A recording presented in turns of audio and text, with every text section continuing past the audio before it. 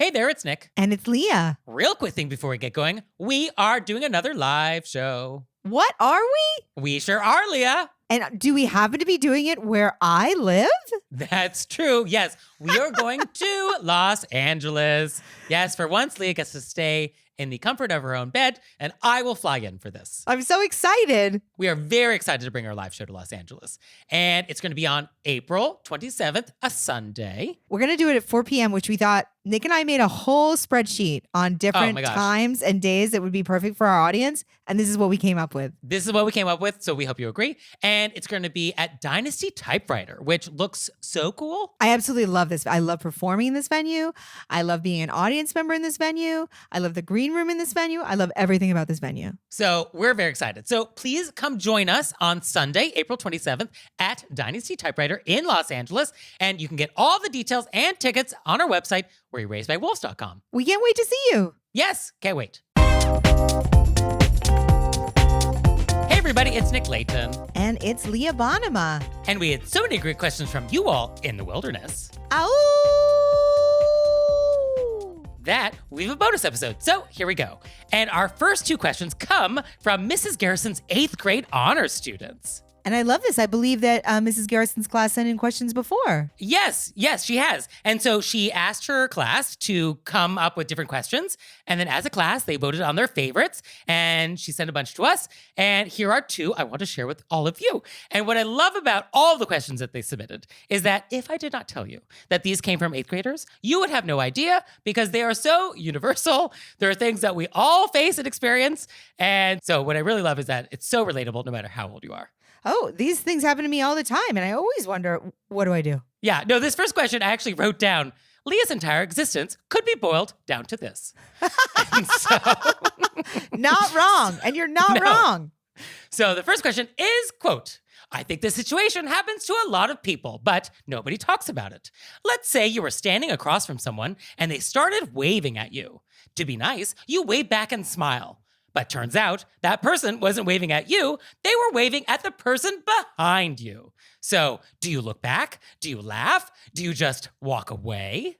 I'm so glad this was brought up because this happens all the time.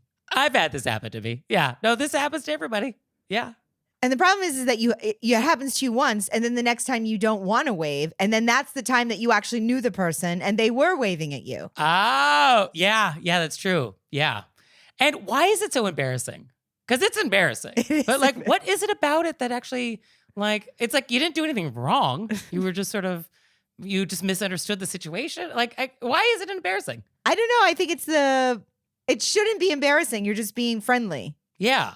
I mean, you thought somebody was waving at you and you're like, I guess I'll wave back. So now because of that, I always wave. I've made a choice. I'm always waving. Oh, no matter what. Maybe I'm wrong, but I'd rather be wrong than unfriendly. Okay, so that's your strategy. And then when you discover they were waving at the person behind you, then what?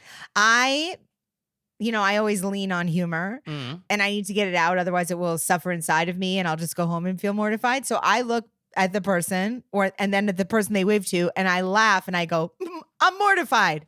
And then I just leave. Yeah, I think that is the trick. No matter what you do, we need to exit the scene. Yes. Now you look back. So that's your strategy. You look back to see like what was happening. To see who waved. And I'm like, and I'll go, oh, you got, not even that they're paying attention to me in any way, but I just sort of have to have a whole theatrical thing for myself. Oh, you were waving. Of course it was you. Ah! And then I just leave. Yeah, I think I like a look back, but you want to be casual about it. It's kind of like when you trip on the sidewalk, you kind of look back to say like, oh, what did I trip on?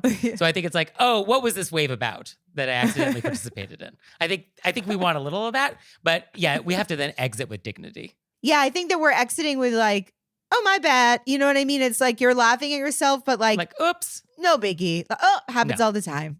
Ah! Now, what if you're the person that initiated the wave and you realize that the person you were not waving at waved back? What is your role in all of this? I feel like my role to be like, I'm happy to wave at you too. I know these people. Okay, so you have to be kind of close enough to have that conversation. I mean, I think if you can't have that conversation, that's the look you give. You don't look at them like, oh, stranger, who do you think you are? You just be like, oh, happens all the time. That kind of a look. Yeah. Like, oh, hello to you too. Yes. But, oh, hello, friend behind you. Yes. Okay, yeah, I guess that's the vibe. Yeah, I think we just have to realize this happens to everybody. It's not a big deal. And yeah, it's a little embarrassing, but oh well. Yeah, well, and when I said earlier and I said mortifying, I don't mean actually mortifying. Like things that are, I mean it in like a, You're not going to actually die. yeah, I'm not actually mortified, but in like a, oh, there I go again, sort of a flippant way. Yeah, I think that's the way to handle it. So, our next question is, quote, if you go to the barbershop and the barber gives you a terrible haircut, what do you say? Do you lie and tell them you like it? Or express your feelings and tell them that it's not good? And does it make a difference if you know you will never go back and they can't change it? This one is tough. This is tricky. Yeah, this is tricky. I actually recently had a haircut, which was like, oh, I don't think this was your A game today. Like it's somebody I've been going to for a long time. And it's sort of like, oh, I don't know if you really nailed it today. And I didn't say anything because I think it's just like a one-off, but like I clocked it. I guess there's like a little bit off, and then there's like a haircut where you're going to go home and be traumatized. And Right. it's not what you asked for. Yes, I guess how off is it? Yes, what has gone wrong here? Because I've definitely had those haircuts. Where it just went totally off the rails? Well, I'll say to people, I remind them, oh, this is curly hair. So when you cut a little more off, it gets really short really fast and it tends to teepee. And they always go, yeah, I do curly hair. Mm. And then I would say 75% of those people actually don't do curly hair. 75%. I know that that's a lot of percent. I know that I'm coming in strong on those numbers, but that has been my personal experience. People who swear they do curly hair, you're like, whose curly hair have you been doing? Because it doesn't seem to apply the same rules of physics as it does to my hair. Because you're cutting off too much, even though we've talked about this. Yeah, okay. So yeah, I guess for those people, then the question is, can they fix it? Is there something that they can do? They can't fix it because now it's too short. That's the thing. Right. So I think if you have a bad haircut and there's nothing to be done about it, then yes, I guess giving feedback, I guess it's feedback, just an FYI for them for the future. But I think not going back is probably the better strategy. Yeah, I'm just not going back. I think it would be perfectly fine if you were like, this is sort of much shorter than I wanted. I obviously am not saying that. Right. So I think if you're not going to go back, I think you just say thank you and then exit if it can't be fixed. If there's something that they can do in the chair at the moment, then obviously speak up. That's totally fair. I think then the question is, do we reflect our absolute sadness with the haircut in our tip?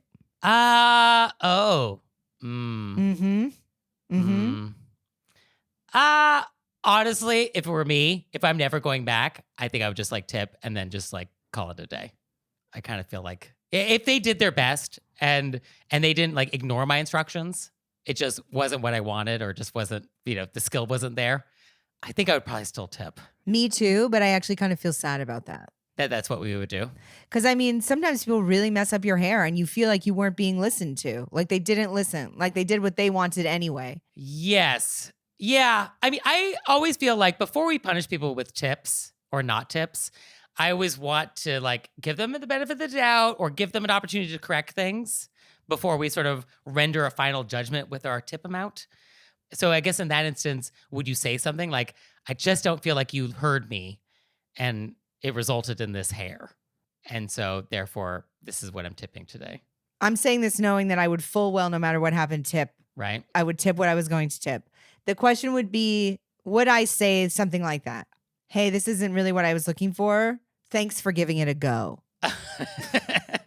Yeah, good effort. A for effort. I've obviously never said this in my whole life, and I can't imagine me saying it. I'm just wondering, I'm just going to tip and leave and not come back. That's really what I'm doing. Yeah, I kind of would probably do that. Although, are you doing a disservice to the next person who may be subject to the same bad haircut? And is not providing feedback actually important for their professional growth? I guess that's a question.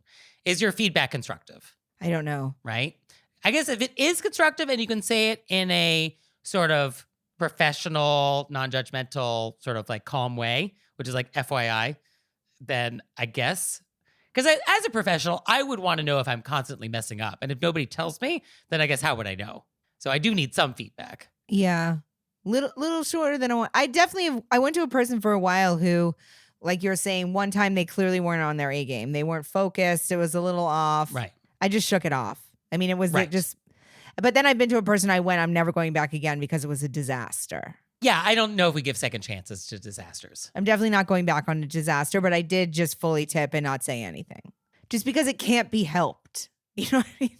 And I just want to go home. Yeah, sometimes just exiting the scene, that's just like the path of least resistance. And I mean, I guess it would be different if you felt like they were like, you don't know what you're talking about. I'm just going to do your hair the way I want. Then we're in a whole other. Well, if it's that, then okay. I feel like some tip conversation is then warranted. Then they came out with like Edward Scissorhands, bop, bop, bop, bop, bop, bop, and it was over before you had enough time to be like, no. Then that's a conversation. Right. Oh, yeah, totally. I just want to put all the options on the board, Nick. You know me. Yeah, no, it's good. So I think that's the answer. If there's something to be done, then say something. If there's nothing to be done, then it's up to you to decide whether or not you want to say something. And then it's certainly up to you to decide if you ever want to return. Just don't return, find a new place. Yeah, life is too short to have bad hair. So thanks again, Mrs. Garrison and your 8th grade class. I hope these have been helpful. Thank you so much for writing in. We're so delighted. Yes, indeed. And now it's time for Intermezzo. Intermezzo. So this episode is brought to you by Hungry Root. Hungry Root is like having your own personal shopper and nutritionist all wrapped up into one. And they have a huge selection of things to do all your grocery shopping. So I was in the mood for some prepared meals because I'm a guy on the go. And so I like just to have things that are just easy for lunches. And they've got an amazing selection of just like ready to roll stuff. But then they also have like real groceries. And so you could also like get milk and get apples and vegetables. And so like you can do all of your grocery shopping and get prepared meals at the same time. So you're going to love Hungry Root as much as we do. Take advantage of this exclusive offer. For a limited time, get 40% off your first box. Plus, get a free item in every box for life. So go to hungryroot.com/WYRBW and use code WYRBW. That's hungryroot.com/WYRBW, code WYRBW to get 40% off your first box and a free item of your choice for life. hungryroot.com/WYRBW, code WYRBW.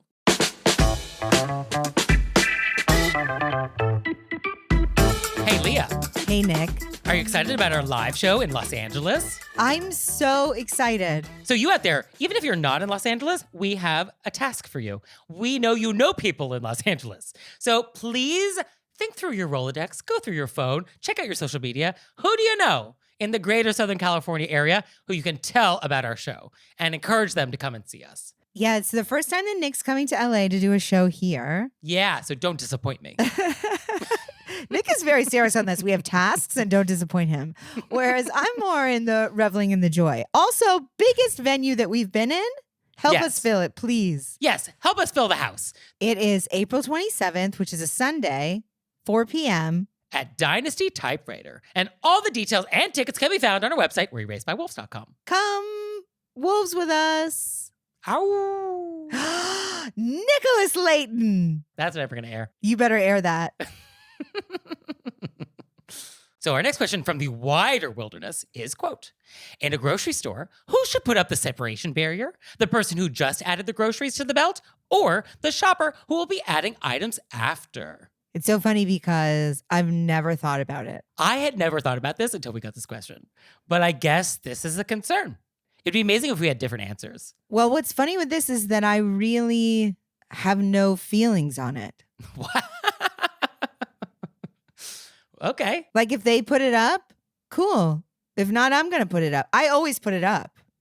And when I say I put it up, I'm saying I as the second person. Me as the second person. Okay. So somebody's already up with all their stuff. I come in, I pop the thing down. Yes, I'm inclined to put the divider before my items. Yes.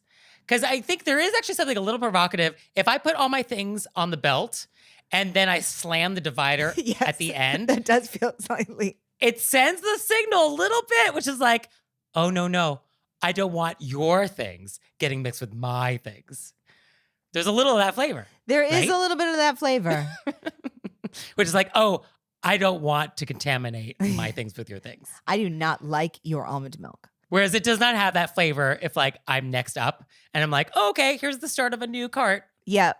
Because then it feels like I'm just respecting your stuff. Right. Yes. I want to make sure that I don't get in your way. Right. It's true. Yeah. Why do I have that feeling? It's so irrational. No, it is true though, because when I said I have no feelings about it, I think it's just because if I came up and there was a thing there, I'd be like, whatever. Right. But then when you break it down, you're like, it is a different feeling. Right.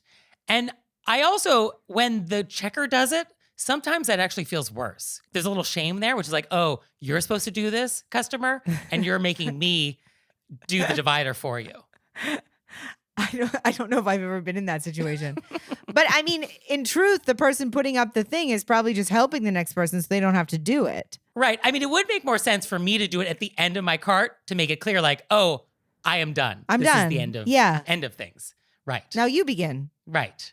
But no, there is something about putting it down. Yeah. Although it's really neutral. I mean, it really doesn't matter. I guess it should be done, though. Do we agree it should be done? It should be done. It should be done. It's much clearer for the person checking people out because they're just rolling the, you know what I mean? They're going. They're in the moment. Right. They got to have something to be like, oh, put up the dam. You know what I mean? Right. Okay. So I feel like we landed on anybody can do it. But if we had to lean on one person, it would be the second shopper. Yes. Second shopper. Right? Second shopper. Okay. I feel okay about this. I feel like we're going to get letters. I feel like there's going to be some people who have some passion ideas, which I'm actually excited to hear about if you feel a different way. Well, the fact that we got this question at all means somebody out there is thinking about this. Yeah, somebody's thinking about it. I also sort of enjoy when I come up behind somebody and I lean across and I grab the divider and I put it down because it's like, here we go. I'm coming up next. Oh, okay. So it kind of, you get some joy out of that. I get a little excitement, to be honest. You're like, oh, next in the queue. I'm next in line. I'm there. You know what I mean? Because you've been waiting and then you're next. Here I am. There's something exciting. There's also a lot of different ways you can place that divider. Yes. There's the gentle placement. There's the slamming it down.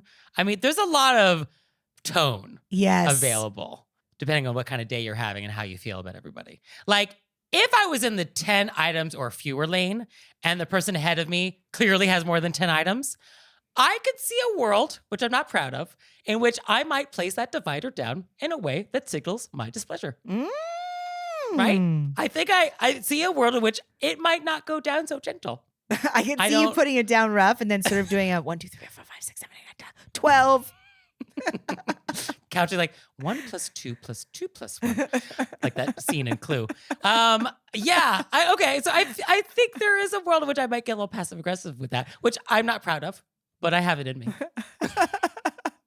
In which case, to head that off, if you're the person who's breaking the rules, then you should make sure that divider goes down first. Oh, like if you have 12 and a 10? Mm-hmm. But also know that your eternal soul is on the line. Yeah. And maybe take that over to the not less than 10 items. Right?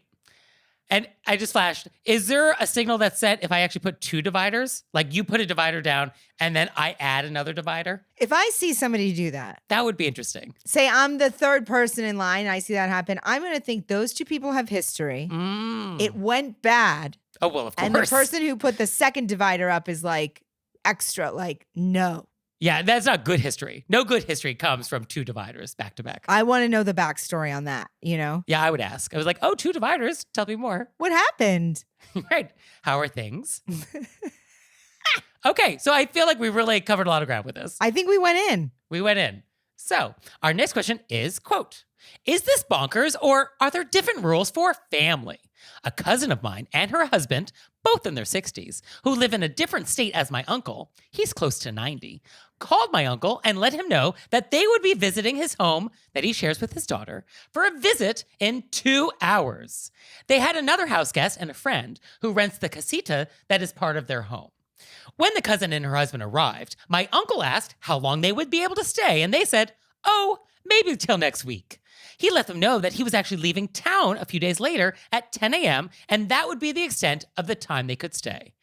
They protested and indicated that they didn't think they could be ready to leave that early, suggesting that the other guest or renter could lock up behind them.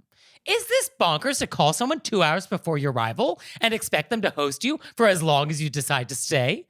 Does it matter that they are family? Does it matter that they hadn't visited in 15 years? And does it matter that my aunt recently passed away?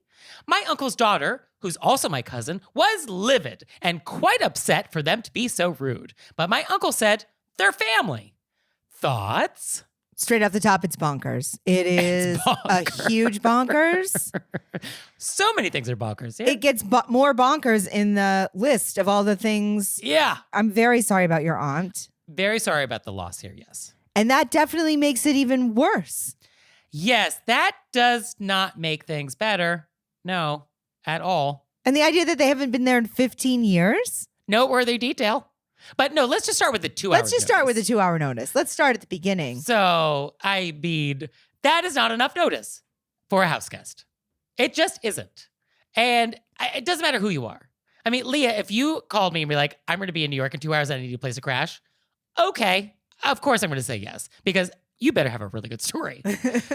But just relatives I haven't seen in 15 years, call 2 hours and be like, I need to stay at your place for an unlimited amount of time of my choosing. For like at least a week? What? What? Yeah, I mean, and these people, they can't think this is fine. I mean, what is going on in their head where they're like, oh, you know what is fine? This. They can't think it's reasonable. And then they double down by being like, oh, we can't leave that early. That doesn't work for us. I don't know what the word is after bonkers. What's the word after? Do we just start adding exclamation points? Right? Yeah, just bigger typeface. And I don't think because someone's family, it means they get to operate outside the rules of niceness. Right. Yes. Being family doesn't give you a pass to being rude. And this is rude, no matter who it is. Now, certainly different relationships are different, which is why, like, if you call me with 2 hours notice and need to sleep on my couch, of course. Yes, our relationship is such that that is fine. There's a lot of other people in my life where the answer would be, I am so sorry. Here's a list of nearby hotels. So yes, the closeness of your relationship does matter, but that doesn't give other people a license to also take advantage of that. Yeah, like I can, for sure, I have a huge list of people in my life that I'd be like, yeah, of course. Also, those people would never be like, but I need to stay a week.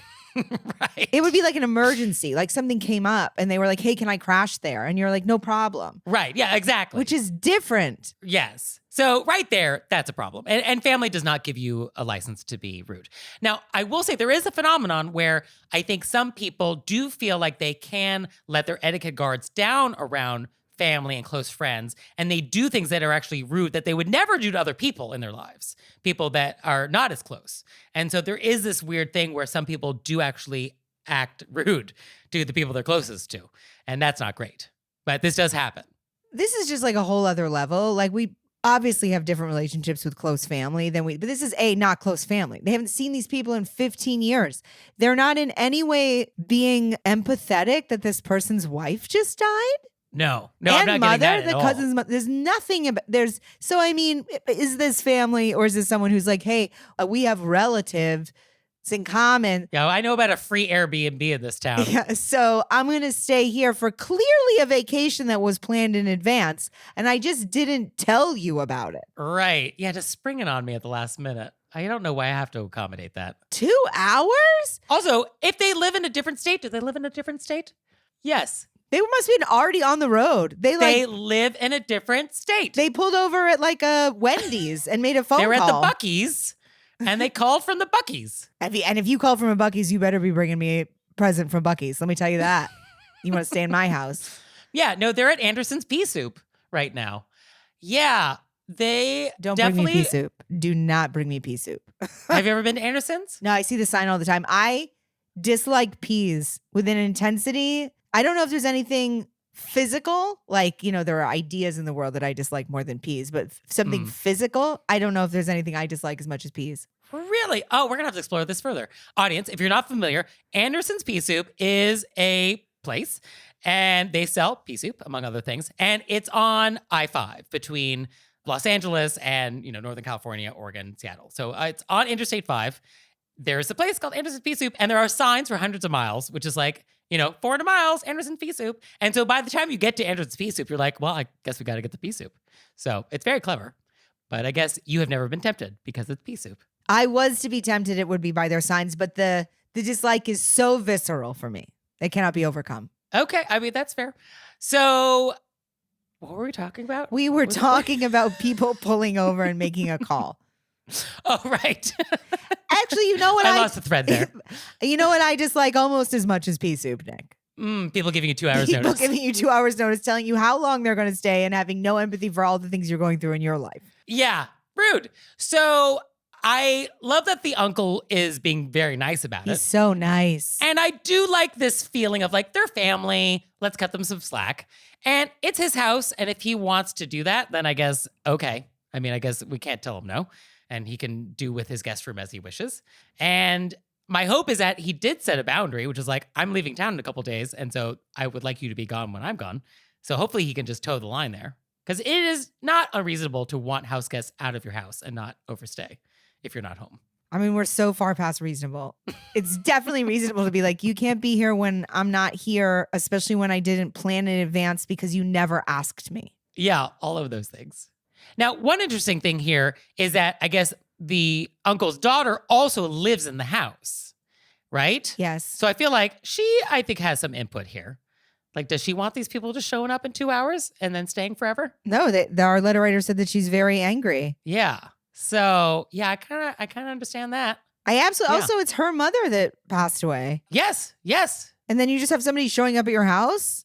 I mean, what? Yeah. Like, I'm not in the mood for that. Somebody you haven't seen in 15 years? Well, they haven't visited in 15 years, at least. So hard to know how often we run into these people. Well, hopefully we would love to not. Yeah. I mean, maybe we see them at the family picnic. But yeah, no, they're not making an effort to stay in touch. Let's put it that way. 2 hours. And they're just using you. Yeah. And so I guess it's up to you to decide if you want to be used. I cannot imagine what's going through these people's heads. These people are well, it can't hurt to ask people. They're those people. I feel like they didn't even really ask, though. True. Yes. I think they just called and announced that they're showing up.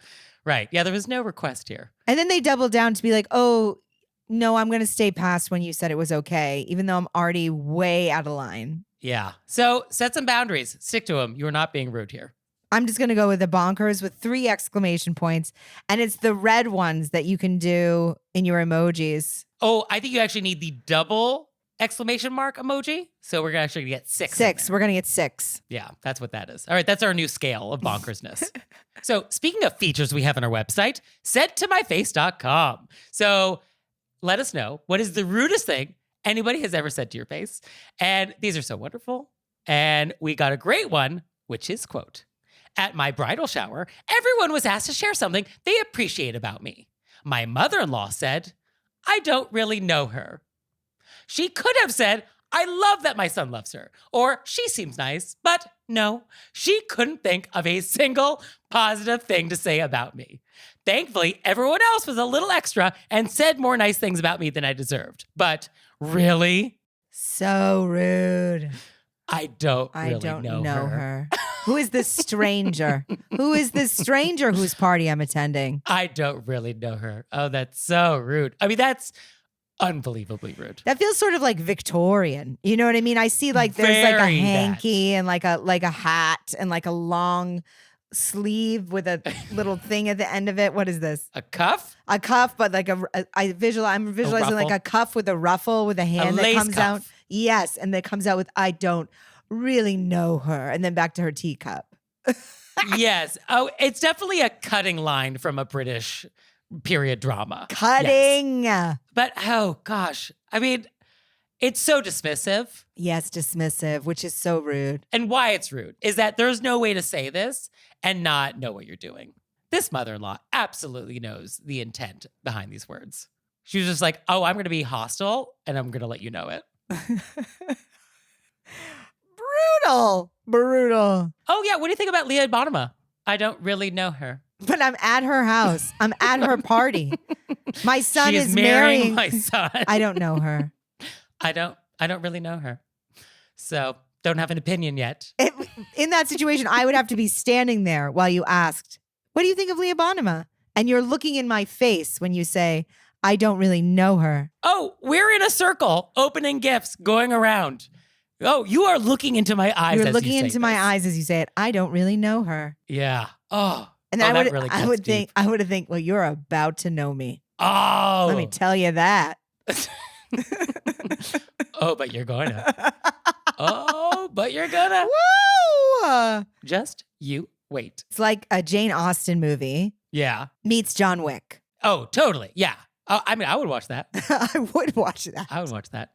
But yes, letter writer, if you need any guidance for etiquette-approved revenge, I'm up for the challenge. Also, I don't know if I think Nick would be willing to step outside of etiquette approved. I would certainly do it in a way that has plausible deniability. You know, I would make sure I wear etiquette gloves so there's none of my etiquette fingerprints on it. He'll give you 2 columns, one that's approved. And then the fun one. The fun one. So it is definitely the rudest thing ever said. Yeah, Cutting. That definitely counts. Definitely counts. So you out there, please share those with us. And you can also send us your questions, your bonkers, your events or repents. We'll take it all. So send it to us on our website, wereraisedbywolves.com, or you can leave us a voicemail or send us a text message, 267-CALL-RBW. And we'll see you next time. Bye. Bye.